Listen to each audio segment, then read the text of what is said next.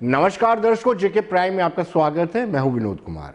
दर्शकों, 8 चरणों में मतदान हुआ और गिनती हुई, रिजल्ट निकले और कहीं ना कहीं इस चीज का एहसास हुआ कि लोग आज भी लोकतंत्र में विश्वास करते हैं। जो लोग उकसाने का प्रयास कर रहे थे उनको भी मात मिली है और लोगों ने लोकतंत्र पर विश्वास करते हुए अपने मताधिकार का इस्तेमाल किया और अपने नुमाइंदों को जिताया। भारतीय जनता पार्टी को सबसे ज्यादा 75 सीटें मिली है और उसके बाद नेशनल कॉन्फ्रेंस और उसके बाद आजाद उम्मीदवार, उसके बाद पैंथर्स पार्टी, क्षमा कीजिए, उसके बाद पीपल्स डेमोक्रेटिक पार्टी और लास्ट में कांग्रेस को सीटें मिली हैं। लेकिन कहीं ना कहीं ये एक अच्छा क्रम रहा कि पीसफुली इलेक्शंस हुए, पीसफुली इलेक्शन के साथ साथ पीसफुली गिनती भी हुई और आभार भी भारतीय जनता पार्टी ने व्यक्त किया। हम सब जानते हैं कि अनुराग ठाकुर, जिसको जम्मू कश्मीर मामलों का प्रभारी बनाया गया, इन चुनावों का डीडीसी चुनाव पहली मर्तबा हो रहे थे और कोविड-19 के अंदर पहली मर्तबा हो रहे थे और भारतीय जनता पार्टी के शीर्ष नेतृत्व ने अनुराग ठाकुर जो केंद्रीय मंत्री, उनकी रिस्पॉन्सिबिलिटी लगाई थी कि आप प्रचार की कैंपेन संभालेंगे। हालांकि तरुण चुघ जो राष्ट्रीय महासचिव, वो भी यहीं पे कैंपिंग किए हुए थे और बड़े नेता शाहनवाज हुसैन या कितने, स्मृति ईरानी, बहुत सारे नेता यहाँ पर आए हुए थे। General V K Singh, retired general V K Singh भी यहाँ पर आए हुए थे। सब ने प्रचार किया और प्रचार के रिजल्ट भी अच्छे आए कि जम्मू प्रोविंस की बात करें तो जम्मू प्रोविंस में 6 ऐसे जिले हैं जिनमें भारतीय जनता पार्टी अपना चेयरमैन बनाने की पोजीशन है। बाकी जिलों में भी जोड़ तोड़ का कोशिश जरूर की जाएगी, लेकिन 6 में बिल्कुल स्पष्ट बहुमत उनको मिल चुका है कि वो अपना बना सकते हैं। और शायद यही कारण था कि अनुराग ठाकुर ने बाकायदा एक प्रेस कॉन्फ्रेंस की और प्रेस कॉन्फ्रेंस करने के बाद आभार व्यक्त किया। हिंसा मुक्त हुए, ना भय हुआ, ना हिंसा हुई और निष्पक्ष चुनाव यहां पर हुए हैं, जिसके लिए इलेक्शन कमीशन को, यहाँ के अधिकारियों को, सुरक्षा बलों को मैं उनका आभार प्रकट करता हूँ। वहीं पर ऐतिहासिक चुनाव के लिए जम्मू कश्मीर की जनता को बहुत बहुत बधाई देता हूँ। डराने का प्रयास किया गया, आतंक की बात की गई, बंदूक उठाने की बात की गई, लेकिन यहाँ के लोगों ने 8 चरणों के इन चुनावों में बढ़ चढ़कर भाग लिया। सैकड़ों लोगों ने चुनाव लड़ा, लाखों लोगों ने मतदान किया और कुल मिलाकर दुनिया के सबसे बड़े लोकतंत्र में जम्मू कश्मीर के राज्य में एक सफल चुनाव जिला परिषद के हुए। उसके लिए जीत जमहूरियत की हुई, जनता की हुई, जनतंत्र की हुई। 51% से ज्यादा पोलिंग हुई, जो अपने आप में पिछले के चुनावों की तुलना में बहुत अच्छी थी। यही नहीं, कुछ प्रोपेगेंडा चलाया गया। जिस तरह से देश भर में मोदी जी के खिलाफ कभी महागठबंधन होता तो कभी गठबंधन होता था, जम्मू कश्मीर में नया नाम गुपकार गैंग के रूप में दिया गया। बहुत सारे दल इसमें इकट्ठे हुए, लेकिन ये सब इकट्ठे होकर भी भारतीय जनता पार्टी और नरेंद्र मोदी जी को चुनौती नहीं दे पाए। हमने इससे पहले भी, चाहे उत्तर प्रदेश हो, बिहार हो या देश के चुनाव हो, चाहे हैदराबाद के चुनाव हो, वहां पर भी भारतीय जनता पार्टी और कमल खिला। नरेंद्र मोदी जी के नेतृत्व में भारतीय जनता पार्टी आगे बढ़ी और यहां पर भी देखा जाए, इन चुनावों में भी जो आंकड़े मैं आप सबके सामने रखने जा रहा हूं वो बहुत महत्वपूर्ण है। भारतीय जनता पार्टी को इन चुनावों में 75 सीटें मिली, जो सबसे ज्यादा है। भारतीय जनता पार्टी को जम्मू कश्मीर में सबसे ज्यादा सीटें मिली 75 और वोट शेयर भी सबसे ज्यादा मिला 38.74%। और अगर आप पूरी गुपकार गैंग को मिला लेंगे तो पूरी गुपकार गैंग का कुल मिलाकर वोट परसेंटेज केवल 32.96% बनता है। और अगर कुल वोट गिनेंगे तो भारतीय जनता पार्टी को कुल मिलाकर वोट मिले हैं 4,87,364 वोट केवल भारतीय जनता पार्टी को मिले और एनसी, पीडीपी और कांग्रेस का वोट मिलाकर 4,77,000 बनता है, जो भारतीय जनता पार्टी के वोट से काफी कम है। यह अपने आप दिखाता है कि जम्मू कश्मीर की जनता ने नरेंद्र मोदी जी की नीतियों पर मुहर लगाई है।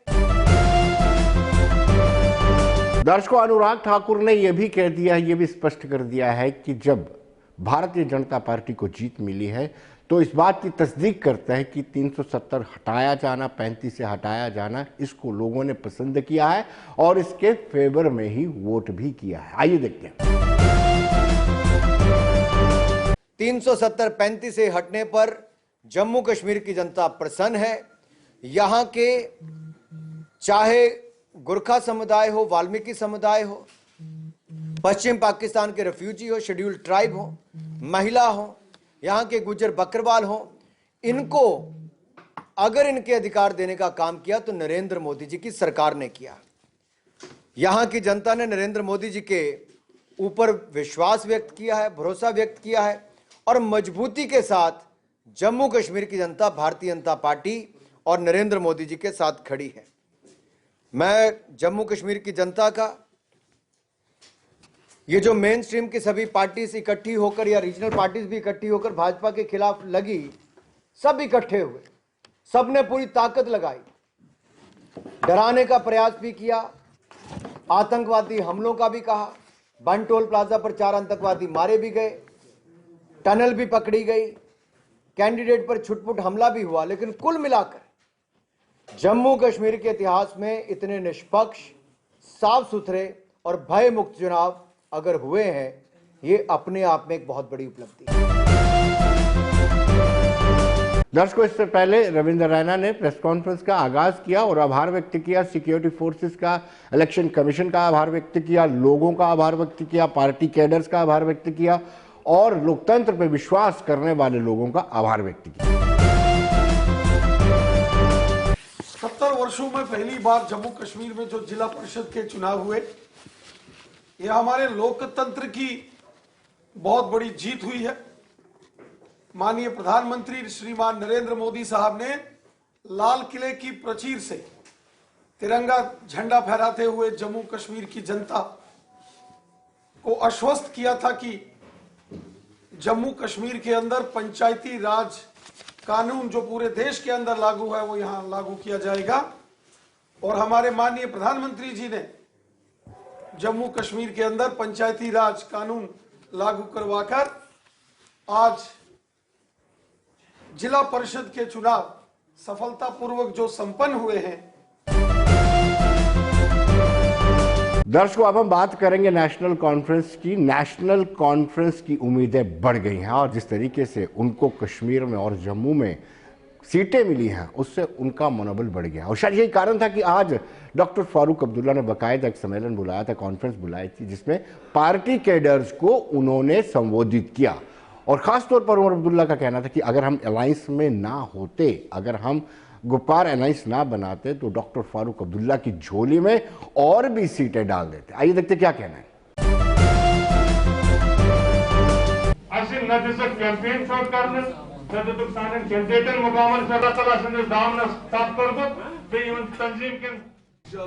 अगला इलेक्शन बहुत दूर होगा। जो इस इलेक्शन में बीजेपी की हालत खराब हुई, मुझे नहीं लगता है वो अब जल्दबाजी में असेंबली का इलेक्शन कराएंगे। हालांकि अफसोस, अगर वो जमहूरियत पर भरोसा करते तो उन्होंने अभी तक असेंबली का इलेक्शन का ब्यूगल बजाया होता। लेकिन इस शिकस्त के बाद वो शायद इलेक्शन का ब्यूगल नहीं बजाएंगे। तो हमारे पास मौका है जमात को मजबूत करने का, क्योंकि जमात है तो सब कुछ है। अकेले में हम कुछ नहीं है।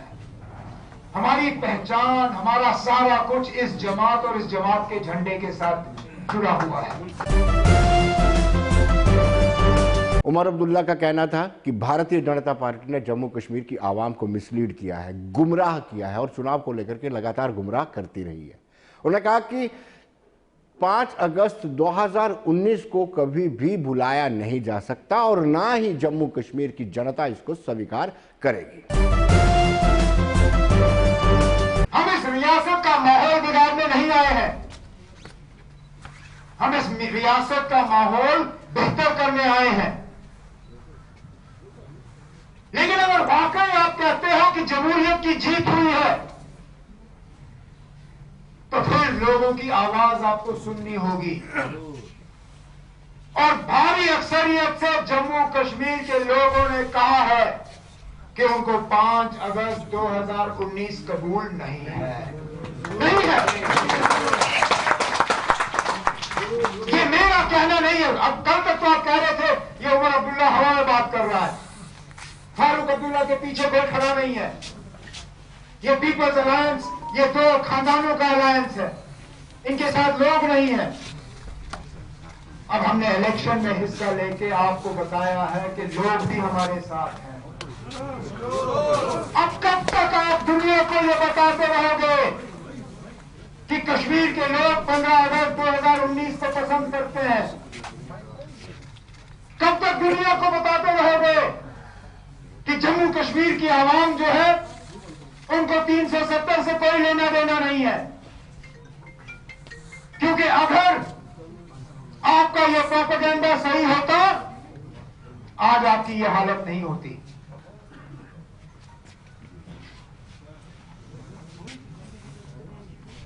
नतीजे आपके सामने हैं। एक वाहिद जमात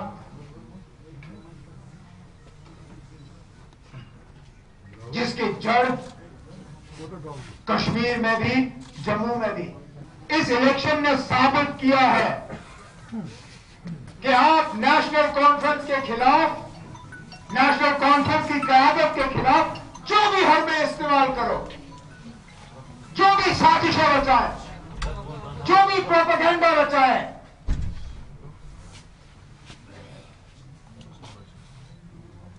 आप कभी हमें मर मिटाने में कामयाब नहीं होंगे। हमें मर मिटाने की ताकत, हमें मर मिटाने की ताकत आपको नहीं दी गई है। करिए अपनी साजिशें, करिए अपना प्रोपेगेंडा, बताइए लोगों को, दुनिया को झूठ। कभी ना कभी तो आपका झूठ झूठ ही साबित होगा। दर्शकों, अब हम बात करेंगे जम्मू कश्मीर इलेक्शन कमिश्नर के शर्मा की, और इस पर चर्चा करना ज़रूरी भी है, लाजमी भी है, क्योंकि कमीशन का रोल बड़ा ही इम्पोर्टेंट रहा है। 8 चरणों में चुनाव करवाए गए हैं और कमीशन ने हर एक चरण में ब्रीफ किया है कि कितनी पोलिंग हुई है। और बड़ी बात यह है कि कोई हिंसा नहीं हुई है। डायरेक्ट इलेक्शन में छुटपुट हिंसा रहती है, वो घटनाएं मेंढर में हुई हैं, लेकिन इसके अलावा कोई बड़ी वायलेंस नहीं हुई है। मॉडल कोड ऑफ कंडक्ट को वायलेट नहीं किया गया है, और ये बड़ा श्रेय इलेक्शन कमिश्नर को जाता है। और इलेक्शन कमिश्नर के शर्मा ने आज बाकायदा एक प्रेस कॉन्फ्रेंस में भी की, और इस प्रेस कॉन्फ्रेंस में उन्होंने स्पष्ट किया कि हम आभार व्यक्त करते हैं, कमीशन आभार व्यक्त करता है जिन्होंने ताबून किया, सहयोग किया, चाहे वो वोटर हो, चाहे सिक्योरिटी फोर्सेस के लोग हों, चाहे बाहर से आए हुए लोग हों, या फिर स्वास्थ्य विभाग की टीम हो। वो रिलीज करी। We also felt satisfied that some people like this are coming and participating, and by seeing them, और जो बाकी लोग हैं यंग और ओल्ड, वो उसको उसमें पार्टिसिपेट करेंगे। अभी कोई दूसरे स्टेट इलेक्शन कमीशन में इलेक्शन हो रही है, तो वो हमारी कोविड की गाइडलाइन लेना चाहते थे, तो हमने भी एज ए गुड प्रैक्टिस तो कल हमने उनके साथ में शेयर करी हैं। और हमें लगता है कि जहाँ तक हमने सारे इलेक्शन कमीशन से सीखा और इलेक्शन कमीशन ऑफ इंडिया की जो ओवर आर्चिंग गाइडलाइन रहती हैं उसके अंदर इलेक्शन ये वाली करवाई, हमारी जो कुछ एक्शन यहाँ लिए गए हैं उसका भी प्रयोग दूसरे लोग भी शायद देश में करेंगे, which is a matter of satisfaction for us also that we have been trying to come forward. आने वाले समय में स्टेट इलेक्शन कमीशन जो इस बार की इलेक्शन हुई है, पंचायत रोल्स में लोगों के नाम आना, उनको अपग्रेड करना, वो एक्सपीरियंसेस भी हम खुद उनको स्टडी कर रहे हैं, और कमीशन का काम आने वाले समय में डीपन होगा। और रोल्स जो हैं पंचायत की, अर्बन लोकल बॉडीज़ की, उसमें और स्टैंडर्डाइजेशन और जो बेस्ट प्रैक्टिसेस कंट्री की हैं वो उसमें होंगी। हम आपके साथ में एक ये प्रेस रिलीज शेयर करेंगे जिसमें ये वोट्स की इन्फॉर्मेशन है, कौन सी पार्टी को कितने मिले हैं, ये आपको अभी मिल जाएगी थोड़े समय में। And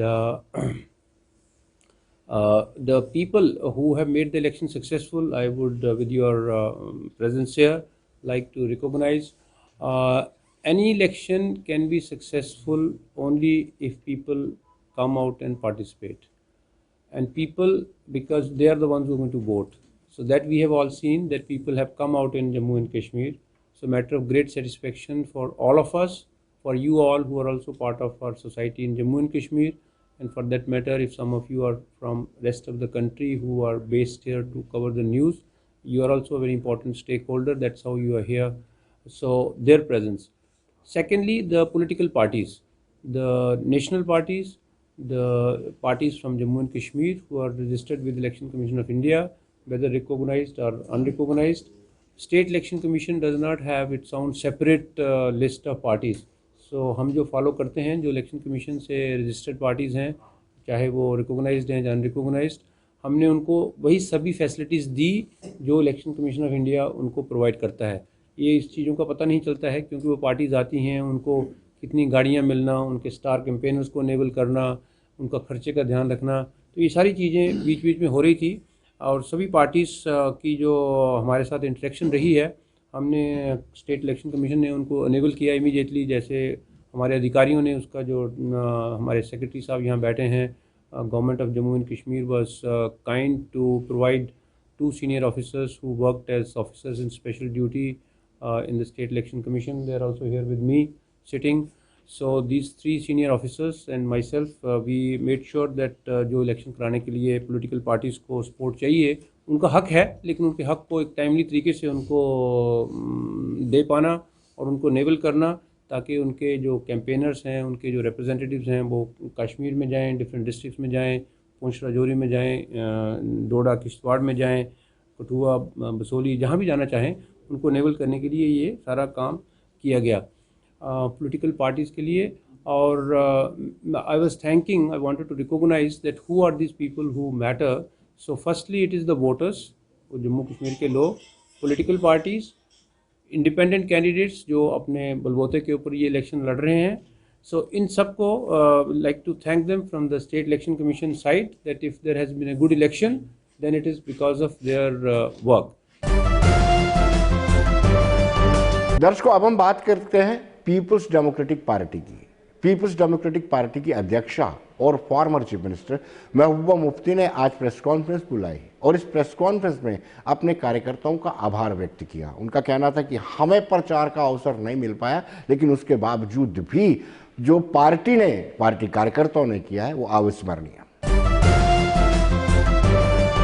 there was no preventive detention order कि जो उनको दिया हो हाथ में, कोई समन नहीं, कोई अरेस्ट वारंट नहीं, उठा के ले जाते हैं और कहीं रखते हैं। और उसके बाद यहाँ कुछ, मुझे मालूम नहीं है कौन है वो प्रेस वाला, मैं उसका नाम नहीं लेना चाहती हूँ, उसने शुरू किया जी मनी लॉन्ड्रिंग में उनकी पूछताछ हो रही है। आज तक उनसे कोई बात ही नहीं किसी ने की। एक तो बिजबेड़ा थाने में है और नईम साहब यहाँ MLA हॉस्टल में, और बशीर मीर को कहीं वहीं रखा हुआ है। तो मैंने इसलिए बुलाया कि मैं आपसे कहना चाहती हूँ कि मुझे कई बार कन्वे किया गया कि आप जो है अपने फ्यूचर के बारे में सोच लीजिए, जम्मू कश्मीर की फ़िक्र करना छोड़ दीजिए आप। चूँकि मैं उस बात पे आमादा नहीं हुई, मैं कोई बहुत बड़ी हस्ती नहीं हूँ, मैं कुछ बहुत बड़ा जम्मू कश्मीर में कोई बहुत बड़ा मसला मेरे हाथों से हल नहीं हो सकता है, मगर जो जम्मू कश्मीर के मजलूम लोगों की आवाज़ है, जो जम्मू कश्मीर के लोगों का 370 की वजह से जो यहाँ लोगों को दिन दहाड़े एक डाका डाला गया, उसकी आवाज़ मैंने उठाई है और आगे भी उठाते रहूँगी। तो मैं आपके माध्यम से, आपके ज़रिए से, जो इन्होंने NIA हो, ED हो, CBI हो, उसको इन्होंने अपने हथियार बनाए हुए हैं। हालांकि they are very serious agencies, they are suppose to investigate very serious charges. आप इमेजिन नहीं करेंगे, ये लोग इतने गिर गए हैं कि मुफ्ती साहब के मकबरे को भी अब ये ऑडिट कर रहे हैं कि वहाँ जो मकबरा बना वो पैसा कहाँ से आया। एक इंसान जिसने इनके साथ हाथ मिलाया, एक बड़े मकसद की खातिर इन पे भरोसा किया, आज जबकि वो इस दुनिया में नहीं है, तो उनके मकबरे, उनके जो मकबरा है वहाँ पर, उस पर भी ऑडिट चल रहा है कि वो जो हमें इंफॉर्मेशन मिल रही है। तो मैं आपके माध्यम से दिल्ली में जो सरकार बैठी है, जो लोग भी बैठे हैं, ये जो अफरा तफरी फैला रहे हैं, ये जो हमारे जो मेरे भाई के दोस्त हैं, अगर किसी से लोन लिया हुआ है, मतलब कर्ज लेना भी हमारे लिए अब करप्शन बन गया, गुनाह बन गया है। मेरी कोई प्रॉपर्टी नहीं, मेरी बहन है, डॉक्टर है, she is a very highly qualified doctor, उसके हस्बैंड भी बहुत बड़े डॉक्टर हैं, वो हज़ारों डॉलर वहाँ टैक्स पे करते हैं। उसने यहाँ ज़मीन खरीदी हुई है, उसका मकान है, उसकी दिल्ली में भी प्रॉपर्टी है, तो उसके पीछे भी उसको भी कुरेदना शुरू कर दिया है। मेरी मम्मी का कहीं अकाउंट है, उसको कुरेदना शुरू कर दिया है। तो ये बीजेपी जो है उनके पास कोई पॉलिटिकल दलील नहीं है। They are not fighting me politically. I want to tell them, मैं आपके मीडियम से I want to tell all the BJP leaders कि आपके पास इतनी बड़ी ताकत है, आपके पास इतने मेंबर पार्लियामेंट है, आपके पास सरकार है। अगर आपको फाइट करना है मुझसे तो पॉलिटिकली फाइट करो। Fight me politically, not through NIA, ED and CBI। अगर मुझसे जंग लड़नी है तो पॉलिटिकली लड़ो मुझसे, ज़मीन पे कदम रख के लड़ो। ये आसमानी कभी NIA, कभी ED के छापे, कभी CBI के छापे, इसमें क्या मिलेगा आपको? मेरे पास क्या है? दर्शकों, किसान सड़कों पर है, किसान आंदोलन चल रहा है और अन्नदाता ठंडे कड़ाके की ठंड के बीच में संघर्ष कर रहे हैं। लेकिन आज विश्व किसान दिवस है और किसान अपने आप को लेकर के खुशकिस्मत भी महसूस कर रहे हैं। जिन किसानों से हमने बातचीत की उनका ये मानना है कि प्रधानमंत्री नरेंद्र मोदी की अगुवाई वाली सरकार के कार्यकाल में पहली मर्तबा डायरेक्ट अकाउंट्स में उनके पैसे आए। ठीक है, खुशी वाला दिन है, ध्याड़ा अज हुंदा किसाने का, अन्नदाते का, जिहड़ा किन्ना फसल देइए बेचारे इन्हें अन्नदाता राशन करा देन।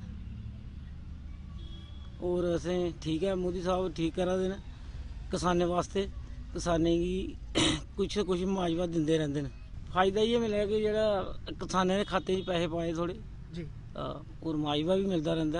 और सबसे पहले तो मैं सभी किसान भाइयों को वर्ल्ड ये जो किसान डे मनाया जा रहा है उसके लिए शुभकामनाएं देता हूं, और मोदी साहब जी का भी शुभकामनाएं देता हूं कि ये जो उन्होंने हम किसान भाइयों को इतने अच्छे अच्छे फ़ायदे दिए, किसानों के खाते में 6,000 रुपया सीधा अकाउंट में आ रहा है, और कोई भी सुविधाएं हो सीधा किसानों के खाते में आ रही है। और बहुत ही अच्छा किसान भाई मेहनत करते हैं।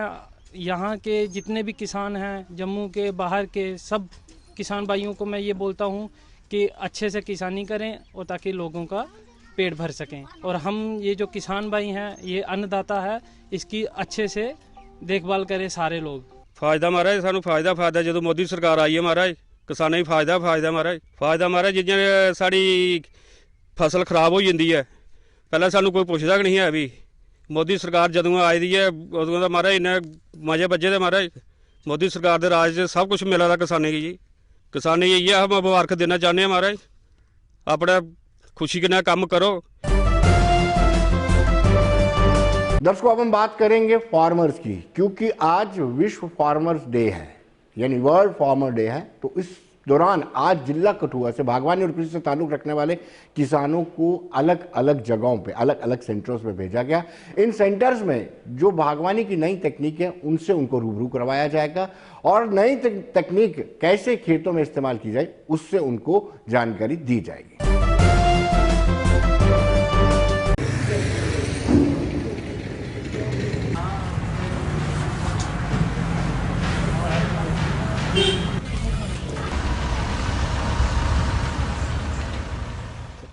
पैंतीस जो हमारे प्रोग्रेसिव ऑर्चिडिस्ट हैं, फार्मर्स हैं, इनको हम विद इन द यूटी जो भी हमारे रिसर्च सेंटर्स हैं, हमारी ऐसी डिस्ट्रिक्ट्स हैं जहाँ पे एक अच्छे काम हुए हैं, जहाँ पे प्रोग्रेसिव फार्मर्स ने नई नई चीज़ों की जो नई टेक्नोलॉजीज़ हैं उनको ग्राउंड पे अमल में लाया है, उधर इनको एक्सपोजर विज़िट के लिए भेजा जा रहा है ताकि ये वहाँ की बेस्ट प्रैक्टिसेस देखें और उसको ग्राउंड में इम्प्लीमेंट करने की कोशिश करें। मेरी अभी इनके हॉर्टिकल्चर डिपार्टमेंट के जो सब्जेक्ट मैटर स्पेशलिस्ट हैं इनसे बात भी हो रही थी। देवर सेइंग कि इनको हम स्क्वास्ट में भेजेंगे, शेर कश्मीर जो university of agriculture science and technology है। रामबन में हमारी ऑलिव की फार्मिंग बड़े अच्छे लेवल पे हो रही है, जो इंडो इटालियन रिसर्च के तहत हो रही है। वहाँ भी लोगों को भेजा जा रहा है क्योंकि हमारे जो टेम्परेट रीजन्स हैं इनमें इन चीज़ों का काफ़ी स्कोप है, वॉलनट्स का, ऑलिव्स का। और हमारे जो फार्मर्स हैं, मतलब इनको अभी भी ये जो ट्रेडिशनल फार्मिंग पे ही फोकस्ड हैं ज़्यादा। जो नई रिसर्च हो रही हैं कैसे ये अपनी कॉस्ट बेनिफिट रेशो बढ़ा सकते हैं, अभी उन पे इतना फोकस भी नहीं है और इनको नॉलेज भी नहीं है। किताबी नॉलेज तो हम दे देते हैं, बट जो फर्स्ट हैंड नॉलेज है कि कैसे वहाँ के किसानों ने कैसे काम किया है, ये उधर जाके ये सीखेंगे। दर्शकों, विटामिन सी, आंवला, उसकी हम बात करेंगे क्योंकि आज विश्व किसान दिवस है। तो आंवले को मंडी में बेचा जाता है, लेकिन मंडी में एक सही कीमत किसानों को नहीं मिल रही है और किसान चाहते भी हैं कि मंडी में उनको पर्याप्त कीमत मिले ताकि वो अपने आंवले को सेल कर सके, लेकिन ऐसा नहीं हो रहा। आइए देखते हैं।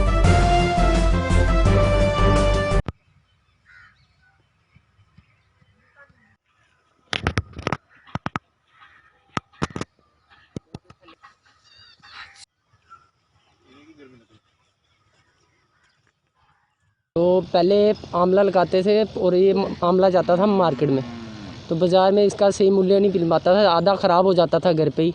फिर डिपार्टमेंट वाले आए हमारे पास, तो इनसे हमने बातचीत की, तो इन्होंने हमें गाइड किया थोड़ा सा। फिर हमने आंवला मुरब्बा बनाया, आंवला चटनी बनाई और भी 1-2 आइटम जो आंवले की हमने बनाई और वो डायरेक्ट हमने मार्केट में लॉन्च कर दिया। पहले कितने पैसे मिलते थे मंडी में, अब कितने? पहला आंवला 5 रुपये 6 रुपये किलो जाता था। अब जो मुरब्बा बना के बेच रहे हैं वो 1 किलो का डब्बा है, वो 120 का जा रहा है। हमें इससे मतलब अच्छा प्रॉफिट हुआ। हमने यहाँ पर आंवले का बाग लगाया हुआ है। पहले हम ये मंडी में बेचा करते थे, वहाँ पर हमें 3-4 रुपये किलो के हिसाब से बिकता था, काफ़ी वेस्ट होता था। तो अभी हमने डिपार्टमेंट, जो एग्रीकल्चर डिपार्टमेंट है, हार्टिकल्चर डिपार्टमेंट है, इन्होंने हमारे साथ मिलके हमें काफ़ी सारा इसके बारे में जानकारी दी। हमें इससे बाय प्रोडक्ट क्या क्या बना सकते हैं और इससे क्या क्या हम कैसे फ़ायदा ले सकते हैं। अपनी फसल जो ख़राब होती थी हमें उसको बचाने के लिए हम उसके ज़्यादा कमाई कैसे कर सकते हैं, फिर हमने उनसे डिस्कस किया। उन्होंने फिर हमें काफ़ी सारे इसके बारे में जानकारी दी। उससे हमने क्या किया, जैम बनाना शुरू किया, फिर हमने आंवले की चटनी बनाई, आंवले का जूस बनाया। तो उससे हमें काफ़ी ज़्यादा फ़ायदा हुआ। जो हमारा 5-6 रुपये किलो के हिसाब से बिका करता था, वही हम 50 रुपये के 1 किलो के हिसाब से हम उससे फ़ायदा हो रहा है। तो दर्शकों, बने रहिए देश दुनिया की खबरों के लिए और मुझे दीजिए इजाज़त। नमस्कार।